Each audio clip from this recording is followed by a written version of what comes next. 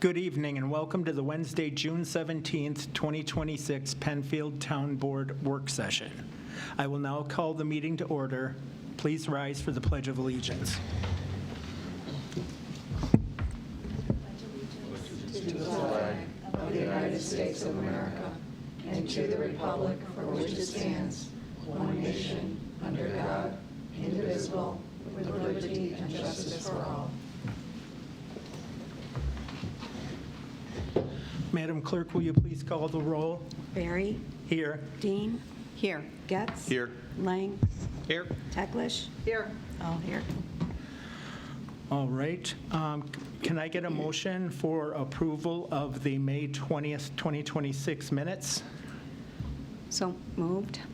Second. Second. Is there any discussion or corrections? Okay. Barry. Aye. Dean. Aye. Getz. Aye. Lang. Aye. Teglash. Aye. All aye. This evening, our first scheduled guest was unable to attend, so that has been postponed until next week.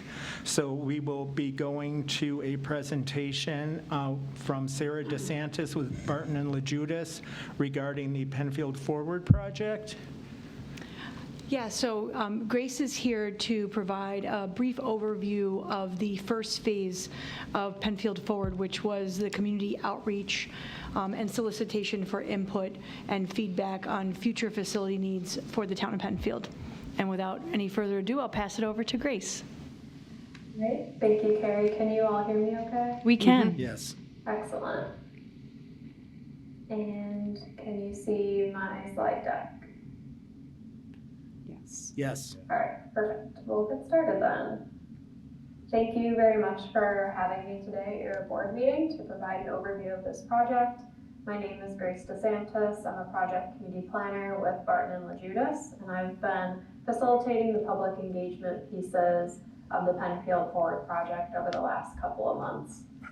Along with my own involvement in this project, we also have a project team that is comprised of representatives from various town departments. So they've been serving as our sounding board throughout the project, helping inform next steps and digest public input that we've been hearing so far.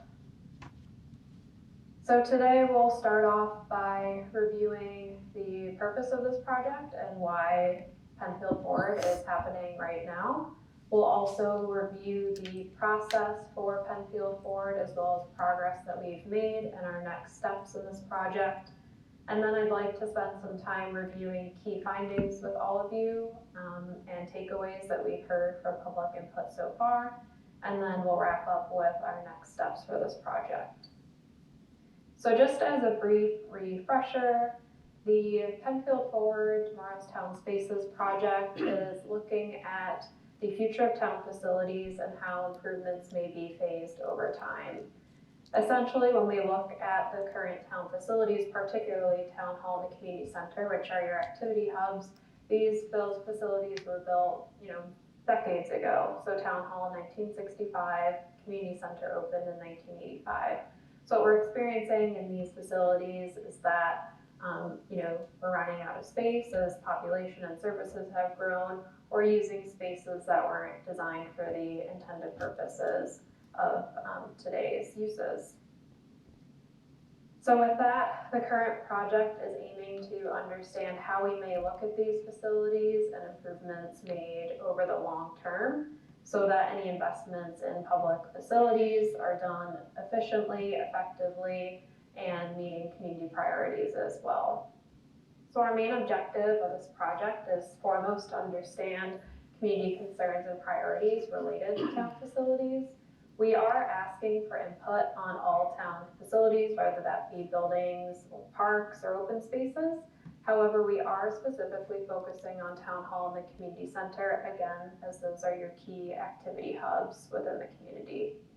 We're hoping to hear from a diverse range of community perspectives by offering various ways to provide input in this project, which we'll cover later, and also build upon prior plans and studies. We understand that you have a comprehensive plan. You also have a Parks and Recreation Master Plan. The library has done their own strategic planning. All of those involved public input. So we're building upon that to try to strategize moving forward specifically for town facilities. Ultimately, we're hoping to use public input to inform the development of architectural designs that reflect public preferences, and also to build public consensus for a set of facility improvements. So as I mentioned, we understand the town has, conducted previous planning studies in the past. A lot of those looked at facilities individually though. Parks and Recreation Master Plan looked specifically at Recreation Department needs. Library study looking specifically at the library. I understand you've done some work at Shadow Pines as well. The intent of this project is to look across facilities and across service areas to help prioritize long-term investments. So far, we have completed phase 1 of Penfield Forward, which is the priorities and preferences phase. This kicked off in early winter with a survey and a workshop and a series of other engagement events with the main intent to spread the word about this project, get folks involved, and really start to hear initial concerns and priorities related to town facilities.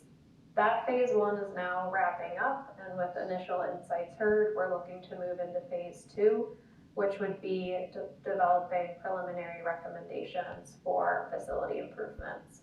Once we have preliminary recommendations put together, we'll go out for public review again, collect public input, and then come back again later in phase 3 with a set of final recommendations.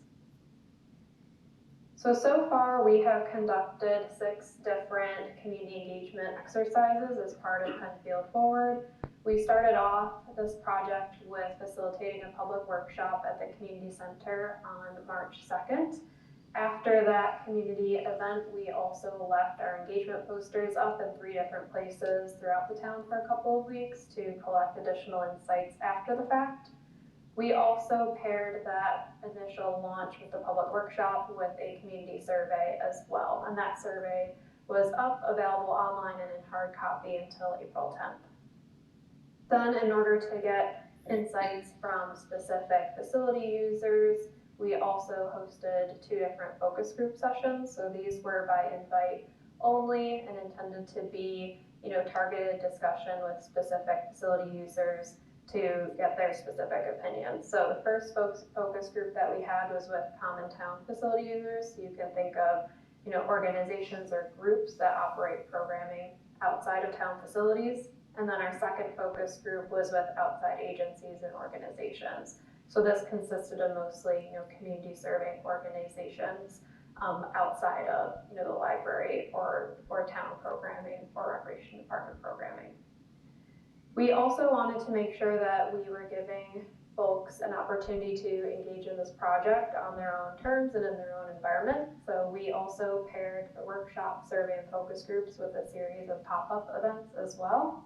So we had one pop-up first at the EV Car Show and Arbor Day celebration, and then another at PennFest. And the picture on the screen is an example of what that looked like. We were able to engage in, non-confrontational setting with folks while they're already visiting these community events and get their insight on the future of town facilities. So looking into key findings so far, I'll start off with the community survey. A metric that we used here was to get a 95% level of confidence with a 5% margin of error, which would mean a 381 population size, or sample size, sorry.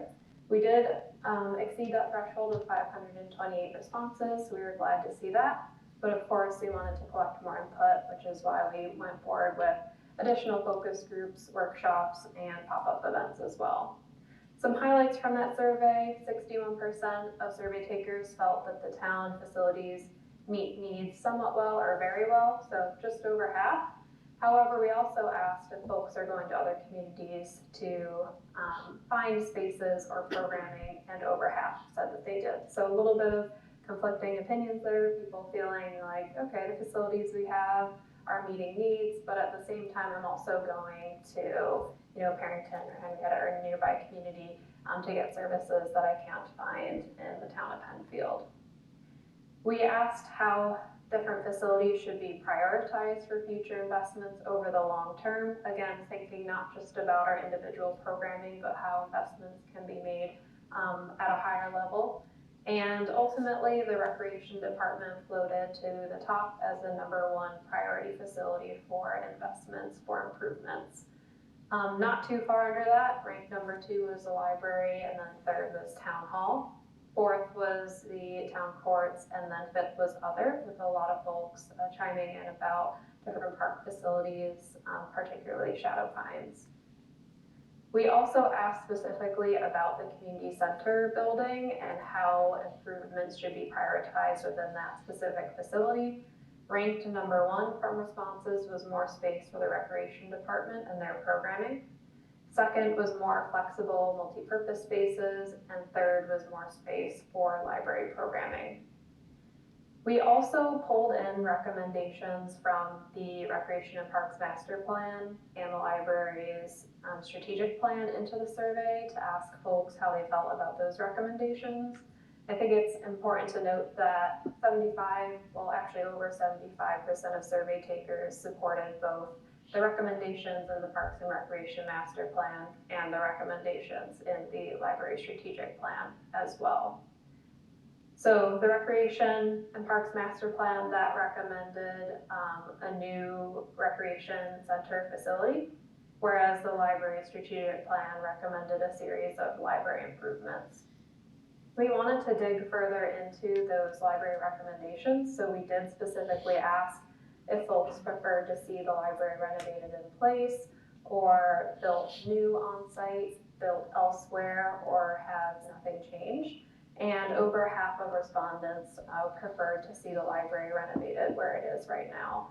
And we can talk about that in a little bit more detail later, but a lot of input that we received is that folks liked how walkable the library was from surrounding neighborhoods and schools, so that could be driving responses on that answer. Overall, folks wanted to see more information before deciding on future improvements to these facilities, particularly as that relates to tax impacts. As I mentioned, beyond the survey, we've done some workshops, pop-up events, and focus groups. So now I'll run through some key findings that came out of all of the engagement that we've done to date. First of all, more space is a consistent theme, whether it's the library, the recreation department, town hall. Folks felt that space was tight in these facilities for programming. They felt that it was hard to find reservable space for the activities that they wanted to host. And that spaces maybe weren't flexible enough, so you couldn't use a particular room for various different types of activities. Overall, like I mentioned, the recreation department and the library rose to the top for facility improvements. Those seem to be the highest priorities for community members. Accessibility or flexibility matters, so like I mentioned, having flexible spaces.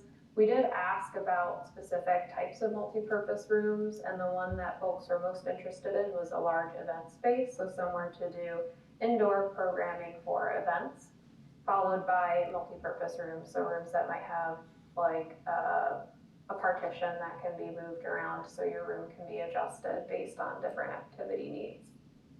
Also, accessibility came up a lot, particularly bathrooms. A lot of folks wanted to see bathrooms that could accommodate caregiving, both for children and adults, and also bathrooms that are internal to the library.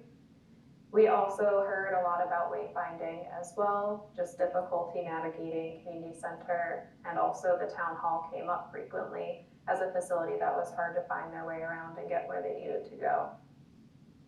And then finally, their support depended on the details. So we did receive a lot of questions about cost, tax impact, phasing.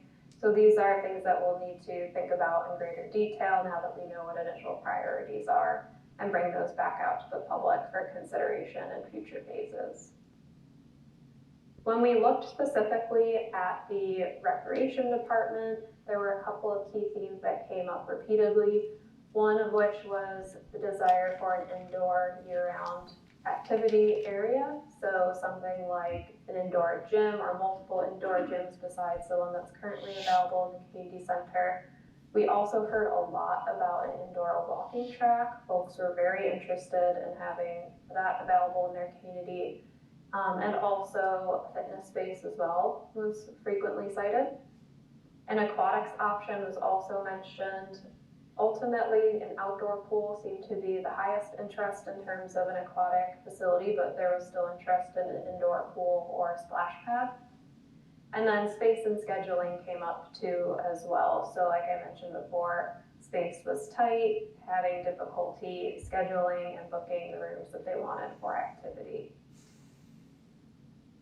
When we looked specifically at the library, again, a couple of themes have been recurring and coming to the top over and over. One of which is more space for children and teens, and then also quiet areas, so study rooms or flexible meeting rooms. We also heard a lot about the overall design and aesthetics of the library. Folks were frequently citing other communities' libraries and how they had vaulted ceilings or more windows or better sight lines to be able to watch, children in the library that you might be supervising.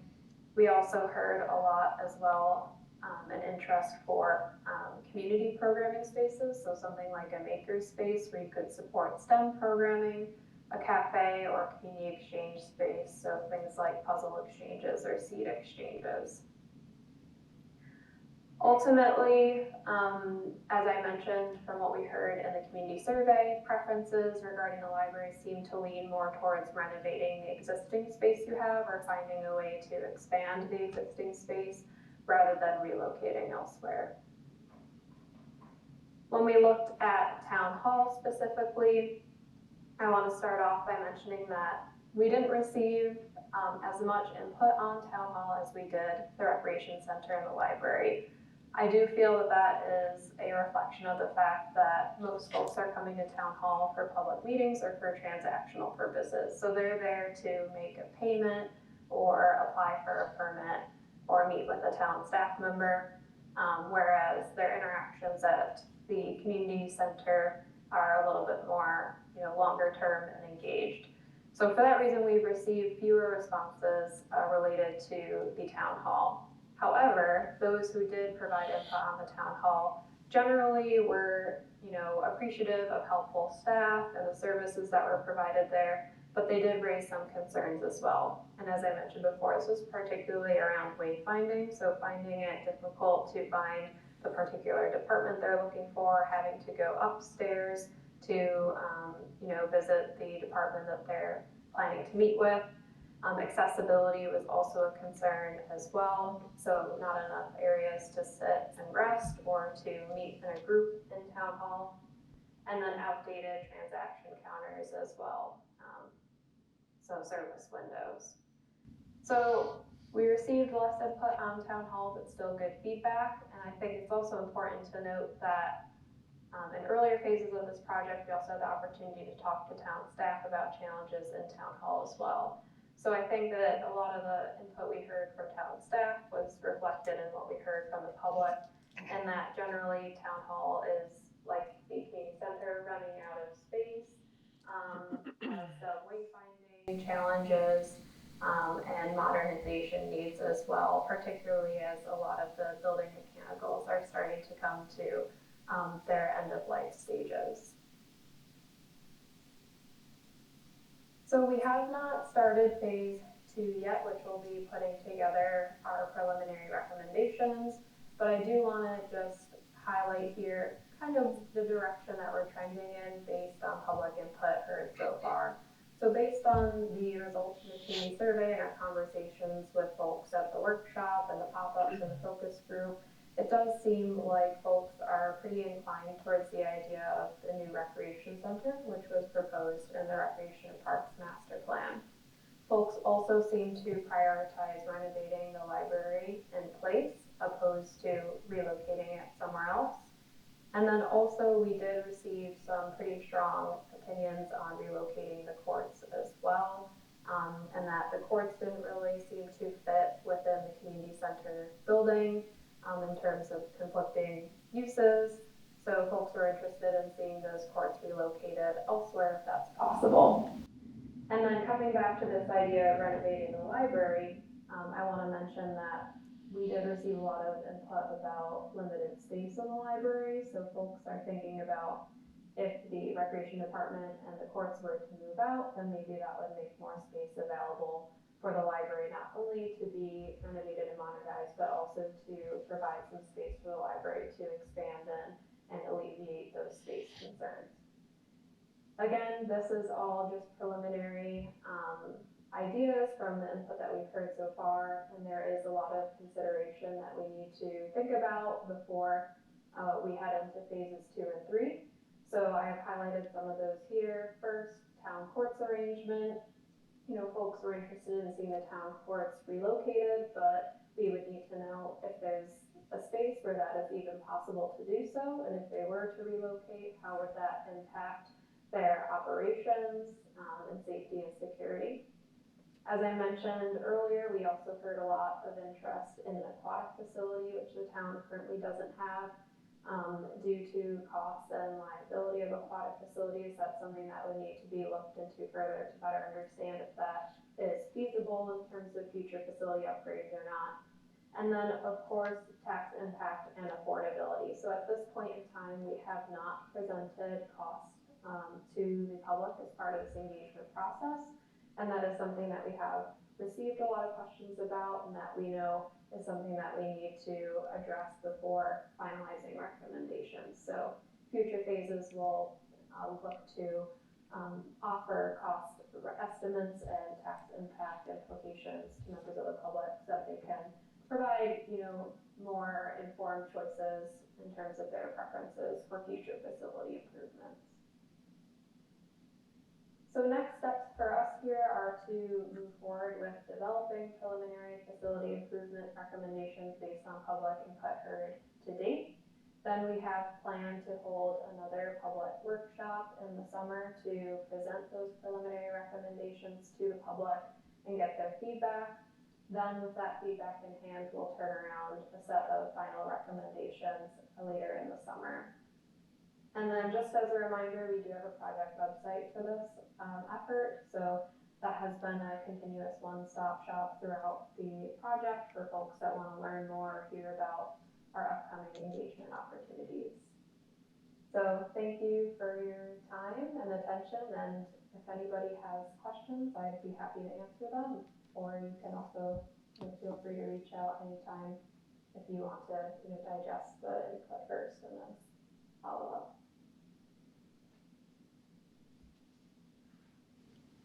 Okay. Doesn't appear there's any questions. No, So thank you. that was very well done. Thank you. Very good, thank you. Thank you. Thank you. All right. Thank you. Thank you. Have a good evening. You too. You too.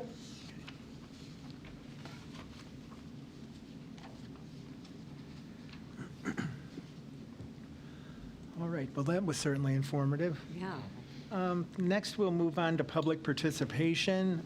First, I will read the rules for public participation. Members of the public who wish to address the board are asked to complete an intent to speak form available just inside the auditorium entrance. Speakers will be recognized by the supervisor, invited to come forward and to be seated at the table, to speak directly into the microphone, and to state their name and address for the record before beginning their remarks. Each speaker will be limited to 5 minutes. Comments should be directed to the board, and any questions should be directed to the supervisor. Board members are here to hear and consider public input and will not necessarily respond to comments, express their own opinions, or engage in discussion during this portion of the meeting. No personal attacks will be tolerated. Disruptive conduct that interferes with the orderly operation of the meeting is prohibited. Those who have not completed an intent to speak form may have an opportunity to speak after all registered speakers have been heard. At the supervisor's discretion, a speaker may be allowed to address the board a second time. Are there folks signed up? Mr. Green, would you like to come forward?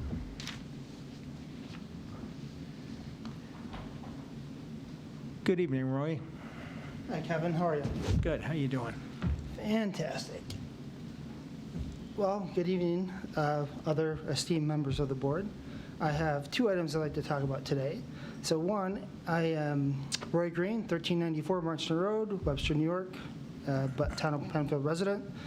I have a request to basically have a formal community tree donation program. Specifically, I would like to request the town develop and publish official guidance, or at least a methodology that will allow community members to donate trees, either by funding the purchase through the town or buying an approved tree directly to be planted on public property. Additionally, I would like this program to include an option for placing a small commemorative plaque on or near the donated tree. To make this seamless for staff and residents, I asked the town to establish a clear requirement covering approval locations, planning schedules, coordination processes, permitted tree species, sizing standards, and really, I just want to thank you for your time for considering this an investment in our town's green canopy space. And I have a second item, since I have 5 minutes.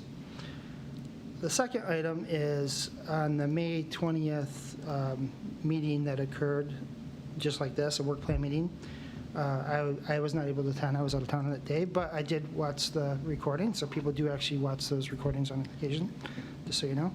And there is a proposed, or at least a concept plan for Marchner Road Estates. That's what it's called. It's apparently at the property at 1210 Fairport 9 Mile Point Road, which is really the intersection between Route 250, that's what Fairport 9 Mile Point Road is, and Marchner Road. That concept plan is talking about 50 single-family homes and some townhouse-style units. It's currently zoned rural, I think RA1. I did want to say that I'm not trying to do anything at this point, but I've talked to quite a few of my neighbors on Marchner Road, and we are not for this plan. And we will be mobilizing a way to let the town know formally that we're not for this plan. But I did notice in that re-recording of it, the developer at that time did not indicate he had spoke with residents, and he has not spoke with residents. I found out about this because I happened to watch that recording. That being said, Marchner Road's a pretty rural road. It's not designed for the capacity of that size development on the road. There's a lot of issues with water and drainage. There's the creek that runs through my property. It's a protected stream. I mean, there's just a whole bunch of other issues that could occur if you were to put that kind of development there, and then put a road onto Marchner from that development, as well as a road onto 250, which is a state road. Traffic studies would have to be done. There's a lot of work that would have to be done regarding the floodplains and drainage, contamination, runoff, and all those sorts of things. Plus, if you look at the comprehensive plan, I don't believe it fits with what we're trying to do with that comprehensive plan.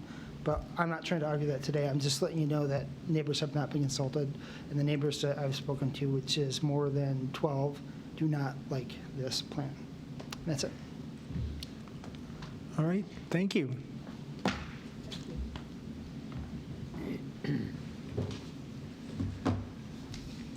Is there anyone else for public participation? Okay. All right, now we will move on to action items. The first being a special use permit application for 1221 Empire Boulevard, and that will be from Carrie Ivers. Thank you, Supervisor.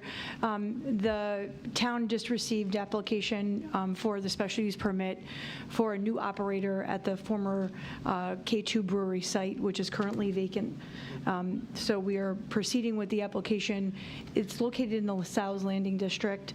A special use permit is required, or any change in use, as we've navigated in previous applications, and a public hearing is required.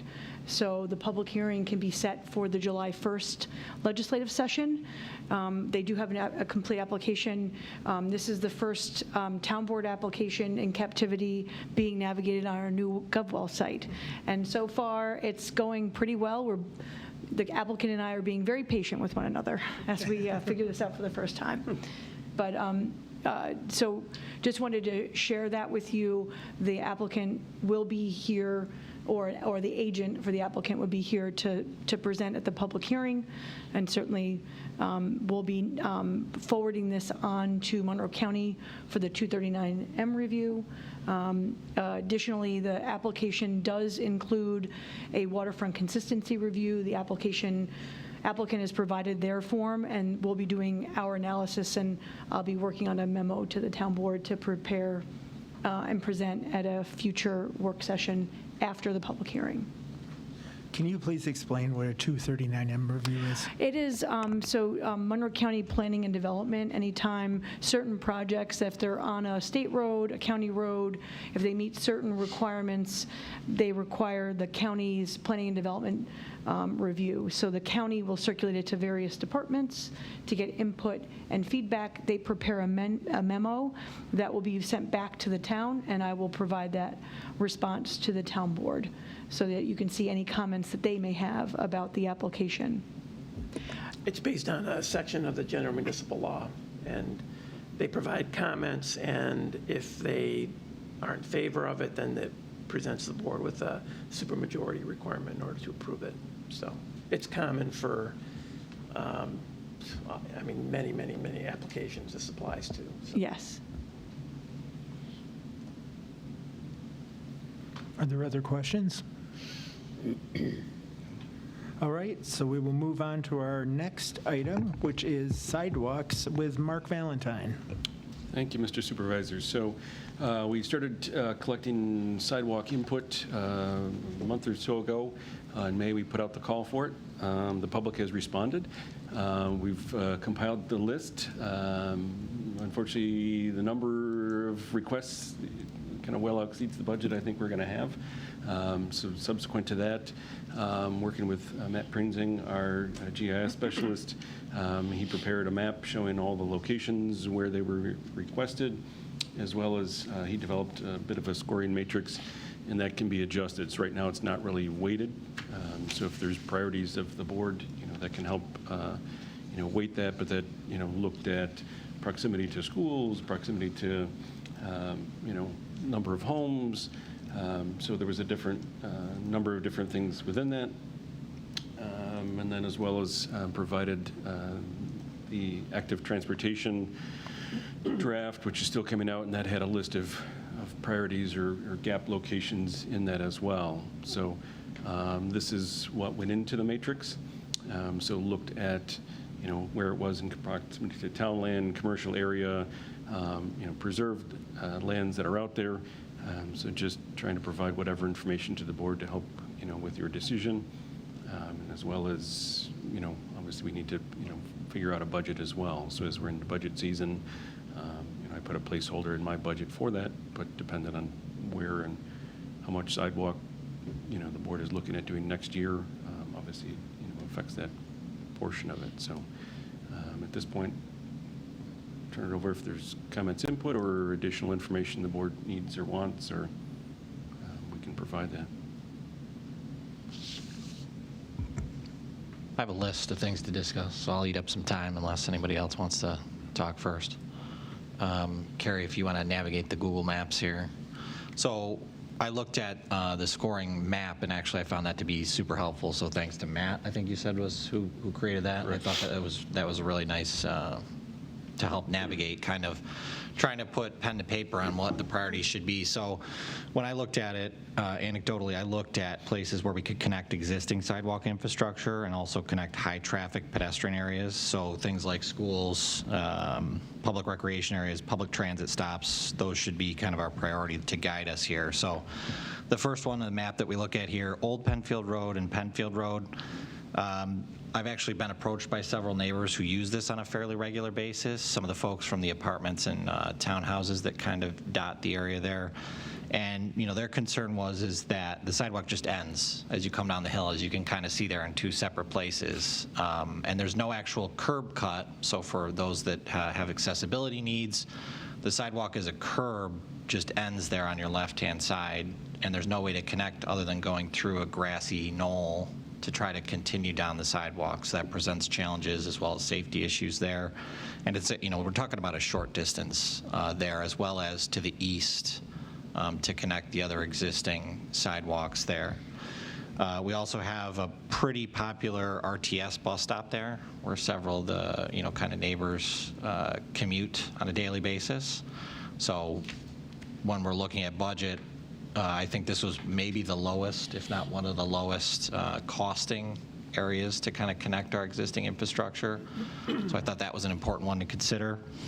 Councilman Lang? Yes, sir. Just, can So just a point of note, so the existing gap near ESL, there is contaminated soil in that area. Yeah. So there is some complication in that piece. So I just want to interject in that. So would have to clarify if that section could be in. It's been avoided because they want no digging of the soil. That was the former carriage cleaners, so it's a brownfield site. So they're planning on raising up the site. They're not even planting trees in the ground, trying not to implement that. So they've put planters on and everything else. So just wanted to provide that input as the board considers. That's why that one kind of odd random gap Spur there. exists in that location or that spur. But Yeah, I not think- saying it couldn't be cleaned up or there could be something else done in that area. That's helpful to kind of figure out why it just kind of ends in a That's why spur there. that's a very odd gap piece in there. But The bigger concern, though, is to the west, where it just Yep. kind of ends as you come down the hill. Just to connect it to the existing infrastructure would be helpful, to Yeah, allow like- also access to panorama as well. Yeah, sorry to interrupt. I just wanted to interject that little piece No, of that's information. helpful. Carrie, if you're navigating, if you want to go to Hatch near Triple Diamond and Plank. So this area here, I just happened to be in the area throughout the week and was watching as it was school dismissal and arrival times. And I'm not sure if it's like bike rodeo week or if this is a normal sort of transportation method, but there were a significant number of youth on bicycles commuting to school from the Triple Diamond neighborhood, which is just north of here. And because of the fact that the sidewalk ends, and to our bicyclists out there, I understand that the law is you don't ride your bicycle on the sidewalk. However, these are kids. I realize it's probably the safest way for them to traverse the area.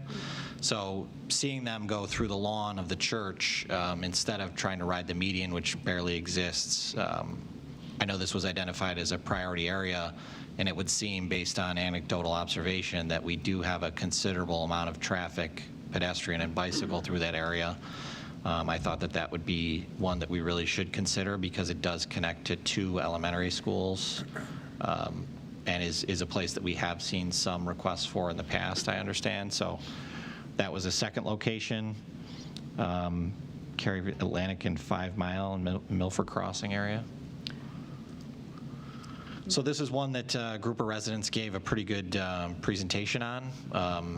I know that we got also a petition on this. I think connecting from the Ryan Home track to the west there, along Atlantic Avenue to what exists around Baird Road is what they were asking for. And I think continuing that towards Milford Crossing, so we connect basically all the way west to almost, Browncroft and Creek, all the way to Town Hall, is another area that we've, certainly we've seen a petition, we've seen residential demand, we've seen a number of people ask for this. I think that connectivity is important and would be worthwhile investment. And then finally, it was identified in, the active transportation plan. It was activated on the map that you provided. Wayland, between Atlantic Avenue and 5 Mile Line Road, we've made a considerable investment in recreation with the Shadow Pines facility. Currently, there is no sidewalk. As we see the increased amount of activity there, the increased demand for the facilities, as well as, again, schools, connecting existing infrastructure to the schools, as we see, youth on bicycles, providing them with a safe outlet to ride. I think that that's an important corridor that we really should consider. Those are the ones that I think at least I've identified for either this round or the next couple rounds as being important to connect what we have that exists and provide people with that outlet. Did you say Atlantic down to Clark or further away? I said all the way down to 5 Mile. Okay, good. Because then the infrastructure from 5 Mile, you can go east to Wayland, you could go south down towards the high school, so you would really connect all of that, with one continuous sidewalk. Do we know, is there any reason, I know there's certain things we can't do too close to Dolomite. Is there any reason that we couldn't do a sidewalk?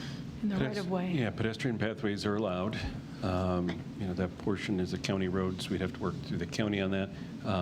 You just can't have, they don't want structures within that area, but in pathways, roadways, they didn't want parking lots in there, but anywhere, somebody's going to. And I know we want it on the west side. Remain for a long period of time, but, pathways were allowed. Also, the dig safe call might be interesting on the Dolomite side of that. That was good. Yeah, that was helpful. And looking at the map and what makes good sense, I completely agree with Atlantic Avenue from 5 Mile Line to Milford Crossing. There's already so much there, and there's interspersed gaps. And that would link so much together that I think it would really have a powerful impact. I agree. Yeah. Other comments, or?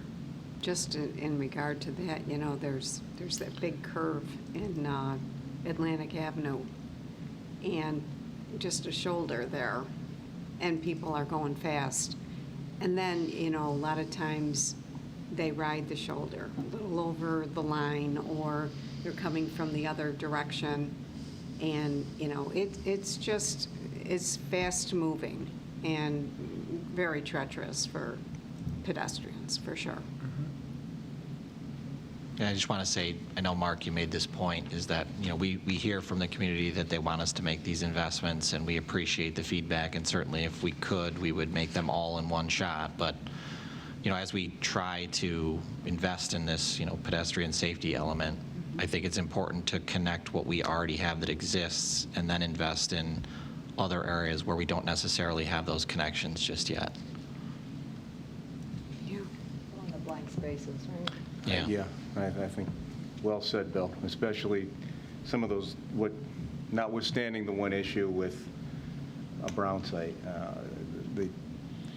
that's a perfect example of, you've got pedestrians, you have a lot of usage for mass transit in that area, and there are safety issues. And also, to your point, I've also noticed a lot of cyclists these days. Yeah. And keeping that safety, I think, is crucial. Do we know, are there potential for grants in 2027 from DOT or? There hasn't been recently. Okay. We're always Our eyes on lookout for it. There used to be safe routes to school. I haven't seen that in a couple of years, but again, we kind of keep a lookout for it. So that was my follow-up question. I can kind of compile all of these and then roll up a cost for all of that. I'm thinking based on where my budget is, we'll need to prioritize that list of, where you want to go first from that. That's going to be a lot of sidewalk and, a lot of costs with great spots.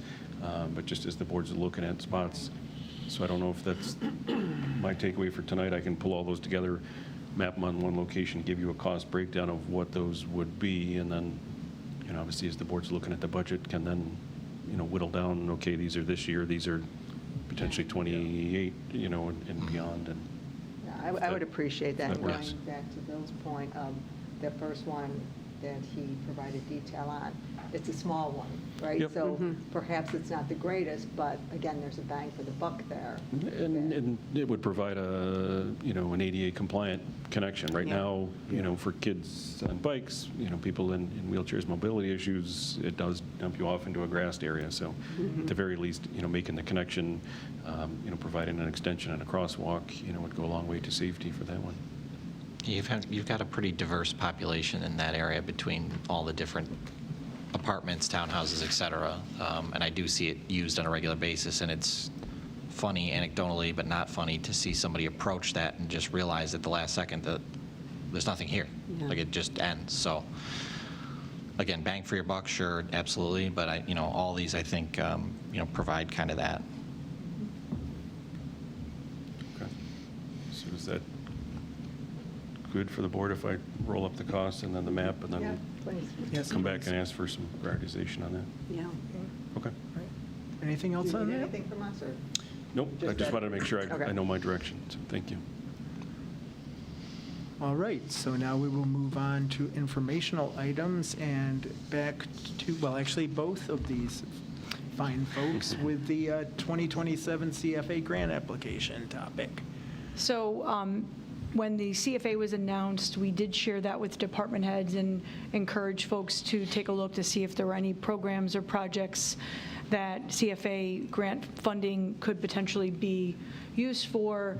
To date, there hasn't been any strong opinions or thoughts that there are projects that are anticipated in their budgets. So with that, and there's not really many programs right now. The one thing we were really looking for that could have been interesting or helpful was any trail construction funding, and that is not included in the CFA. And it's not that it won't be potentially released by the state at some point. It's just not part of the July 31st round of grant programs. So I think we'll keep our eyes out for that. Without any sort of strong feelings, the thought was to pursue only the grant funding for ongoing projects or infrastructure that the town needs to invest in anyway. So the MS4 mapping is one that we've successfully secured 2 years in a row. And Mark and I have discussed that could be it's one we have to meet, we have to do the MS4 mapping anyway. If we can offset the town's costs with some grant funding from the state, that only helps us get things done faster and cheaper, if I'm being really honest, for the town's budget. And so that was what we were looking at doing. That's good. And so if there is, I mean, unless there is another project or program, we felt like the last couple of years of CFA grant funds have been successful. We're still implementing many of them, and we give ourselves a little bit of a rest with studies and implementation of the grant funding. But the MS4 mapping seems like a no-brainer. And if you're supportive of that, we could prepare a resolution just memorializing the support for the CFA application for this year's round.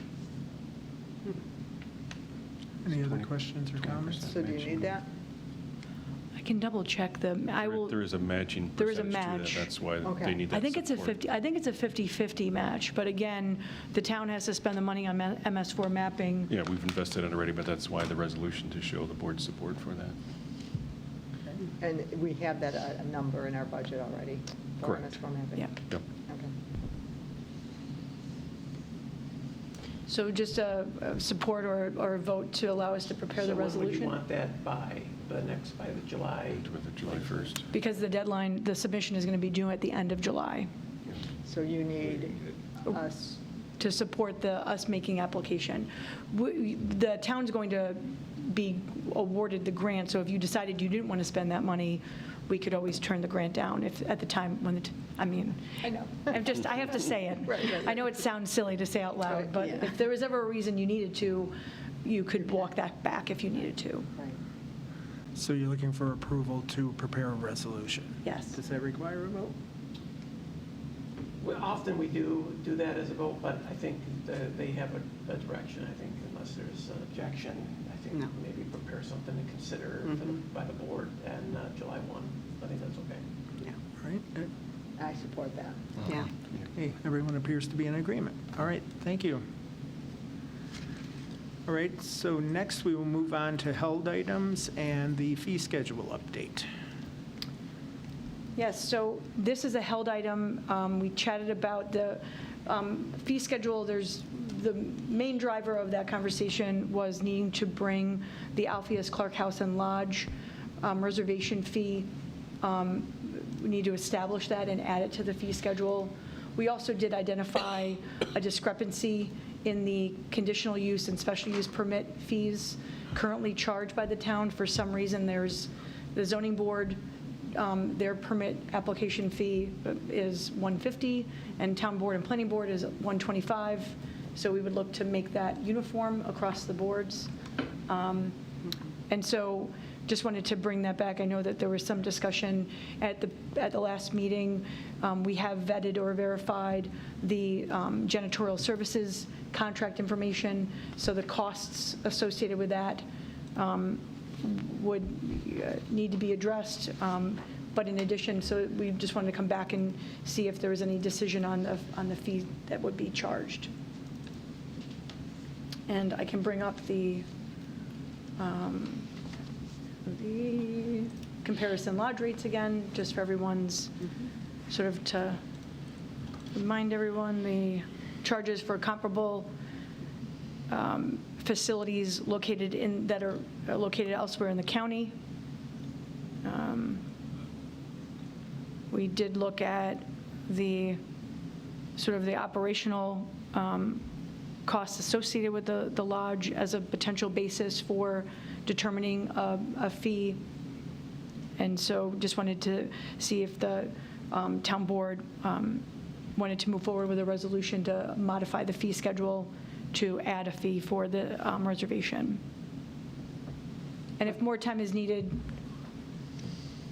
I don't think I want to take more time, because then that's going to keep us from releasing it to our residents. But what were the dollar amounts we were looking again specifically for?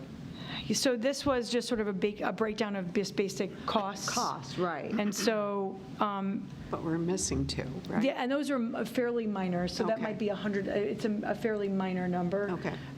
So it won't impact things, it would increase it slightly, but not dramatically. But looking at the cost per month, I think the monitoring, if you break it down for this particular site, because these are contracts that are grouped by multiple town facilities, so that it might be negligible, it might be $100, $50 at this site. And so then if you're looking at sort of the total cost for a year, and if you assume the 100 rentals, because that's what the janitorial services was based on, then that gets you to the per reservation fee of about $11.50. And that's not including any long-term maintenance needs, other items that, sort of, this is just the meat and potatoes of.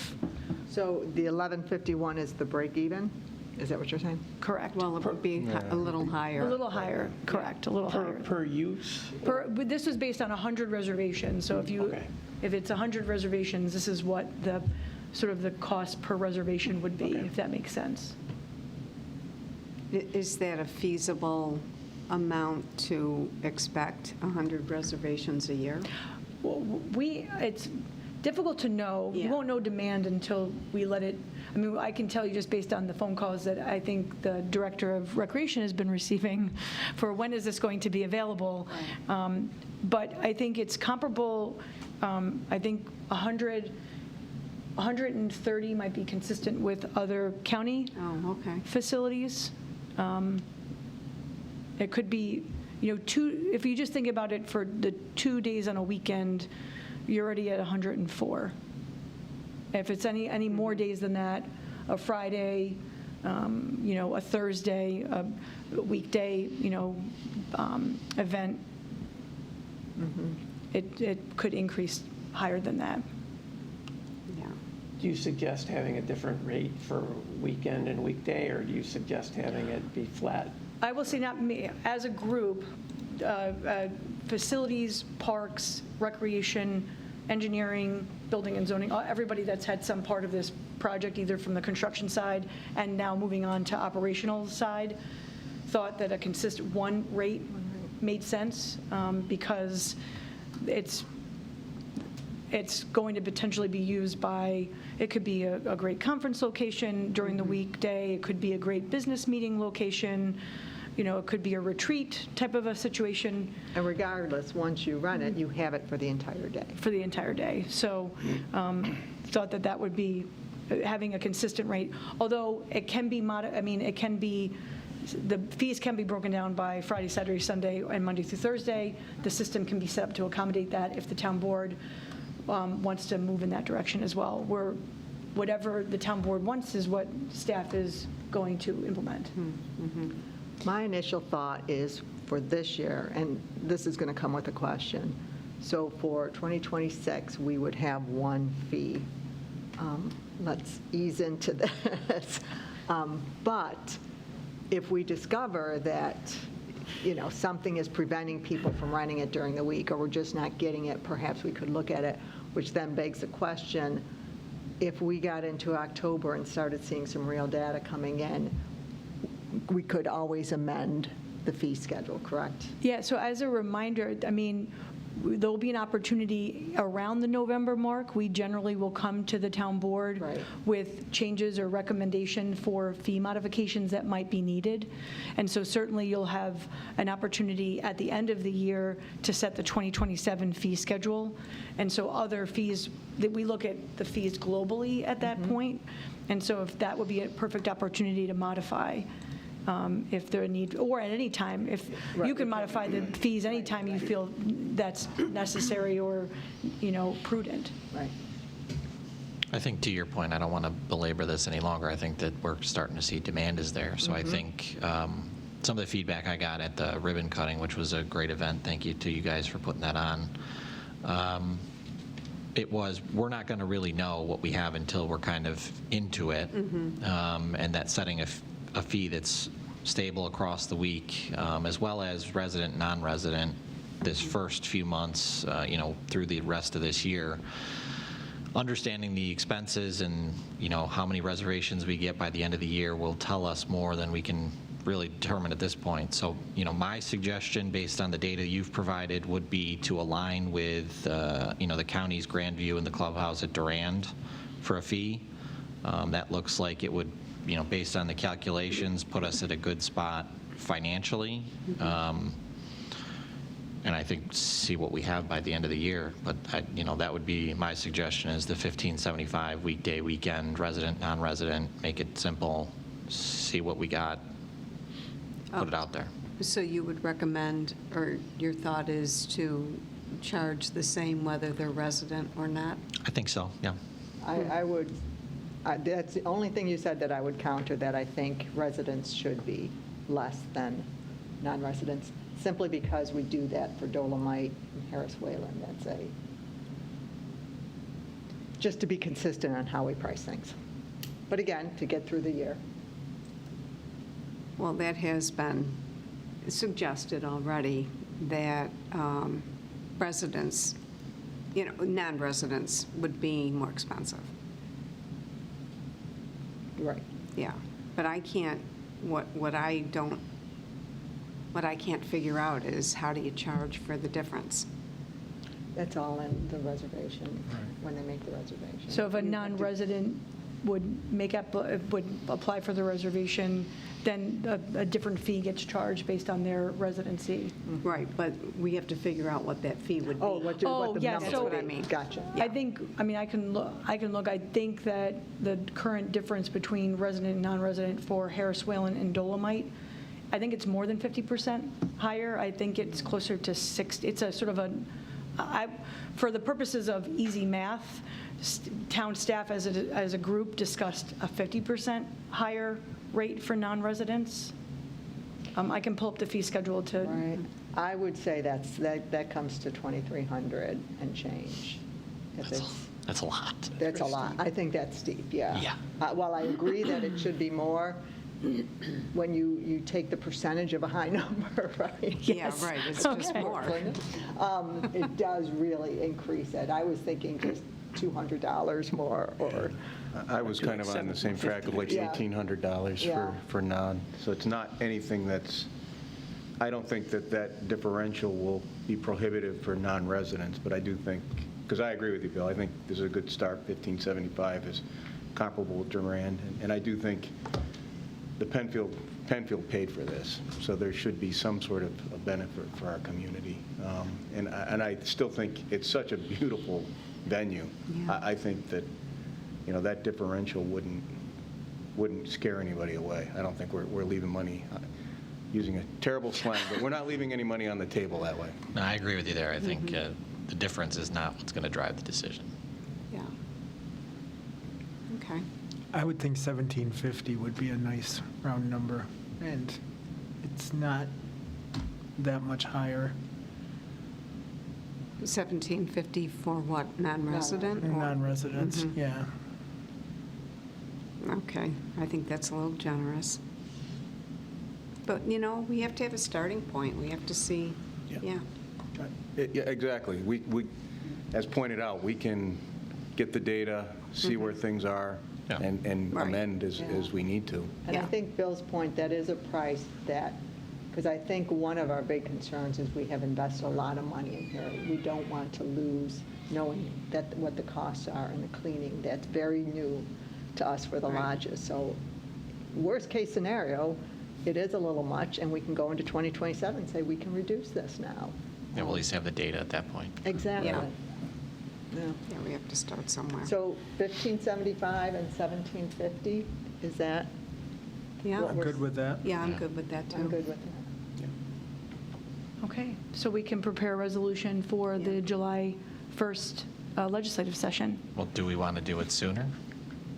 Oh, you could do it Based next on the week. demand? Yeah, I would, We why can not? prepare for next week. I love that, yes, happy to do that. Yeah, Yeah. that would be great. You just made a lot of people really happy, actually. That's what I'm here And then- for. I will say that, I know that the Recreation Department is ready to bring it online. We did want to have some communication with folks before the reservations are live, so there'll be a little bit of lead time and opportunity to share this information out and get the Recreation Department staff facilities ready.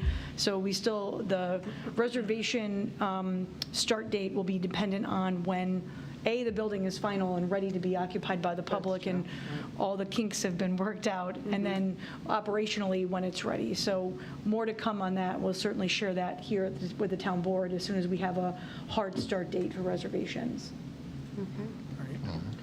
And what do you propose to do with the conditional use permit fee? Make them all 150? Yes, please. Yeah, to be consistent. I would agree with that. I Makes agree sense, too. Yeah, I agree. Okay. Excellent. So we'll cover both of those in the resolution. Are we going to vote on preparing a resolution?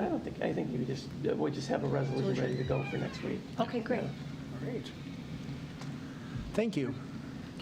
That's terrific, that's great. Yay. It's exciting. Yeah. I have to agree with Bill. That was just a beautiful ceremony, ribbon cutting. Everything looked beautiful. Everything went really well. It was well done. Yeah, good job. Well, There was a huge effort from many, many Right. people, facilities, parks staff, everyone who was involved in the project. It really did come together so nicely, and it's nice to see everybody working together Yeah, and kudos making to a great everyone. thing happen. Yeah, it was really nice. Definitely. All right, thank you. All right, there is no old business. There is no new business. Was there anything else that anyone had that they wanted to speak about before we end the meeting? Just very briefly, since Roy is still here, I think that the idea of, I think Peter has already provided some good information previously about donations.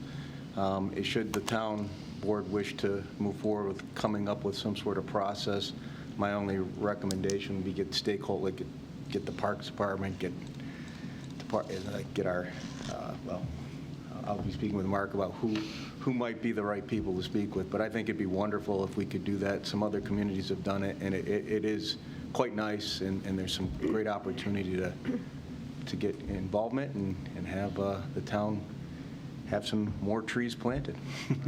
Yeah, I agree. As a tree city, we should be taking We should have advantage of that trees. designation.